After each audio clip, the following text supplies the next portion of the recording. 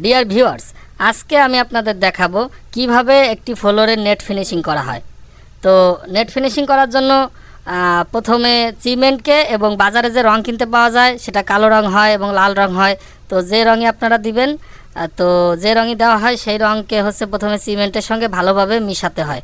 এটা হাত দিয়ে এই কাজটা করা হয়, ভালোভাবে মিশাতে হয় এবং মিশিয়ে পরবর্তীতে এটা চালা হয় যাতে করে ক্ষুদ্র ক্ষুদ্র ময়লা না থাকে। কারণ ক্ষুদ্র ক্ষুদ্র ময়লা থাকলে পরবর্তীতে ফ্লোরে ফুসকুড়ি মানে ছোট ছোট দানা দানা হয়ে যেতে পারে, গুড়ি গুড়ি। এজন্য এটাকে চালা হয়। পরবর্তীতে আমাদের মিস্ত্রিরা এটাকে পরিমাণ মতো পানি দিয়ে গোলায়। এটা গোলানোর পরবর্তীতে তারা হচ্ছে এটা ফ্লোরে ঢালে, ঠিক আছে। ফ্লোরে ঢালার পরে হচ্ছে পরবর্তীতে তারা টিরাম্প, এই যে যেটা দিয়ে ঘষতেছে এটা হচ্ছে টিরাম্প।